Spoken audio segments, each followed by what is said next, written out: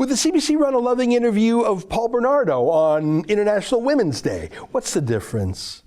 You know, when he was in Guantanamo Bay, Omar Khadr told guards that murdering Christopher Speer was the best day of his life, the happiest day of his life, the best thing he ever did. In fact, when he was captured in Afghanistan, he actually looked up at the U.S. soldiers, swore at them, and told them to shoot him right then and there so he could get to heaven as a martyr, because he finally killed an American, which was his lifelong dream, kill an infidel.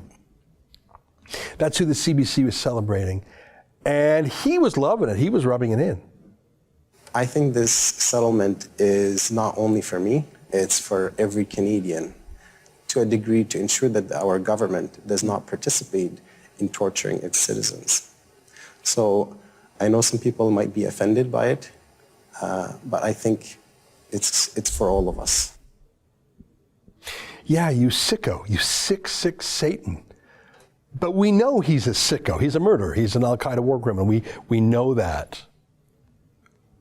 What's the CBC's excuse? What's the excuse of everyone in there who were clapping for that? What's the excuse for them? I tweeted about this. I said, imagine clapping for a murderer. They clapped for him. They played music for his entry. For a murderer, a convicted al-Qaeda war criminal, that's Trudeau's CBC. They hate you. Never forget that, I wrote.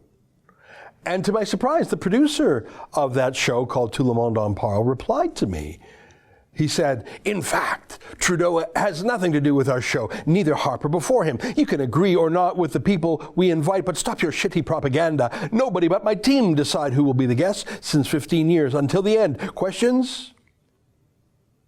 All right, I wrote back. I said, you're a government journalist who works for the state broadcaster. I know that's embarrassing, but don't lie about it.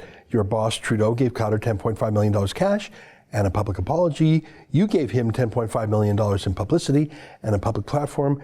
You're an international disgrace. And then he blocked me on Twitter and continued to rant about me. I couldn't see it anymore. I had to log in another way. But of course Trudeau is involved.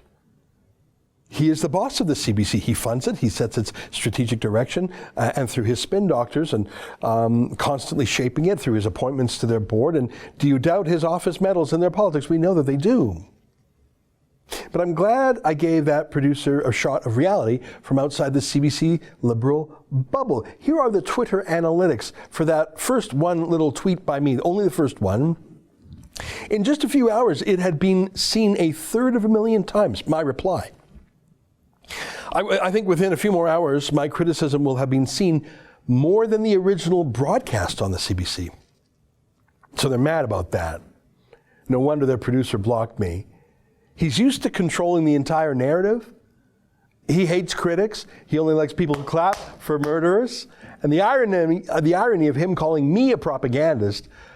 Let me know when I put a convicted, confessed al-Qaeda terrorist on TV without saying he's a convicted, confessed al-Qaeda terrorist. That's your propagandist. That's an excerpt from the Ezra Levant show. Every day, I do a video monologue, and then I interview an interesting guest, and then I end by reading my hate mail. But you've got to subscribe to it, which you can do at therebel.media/shows.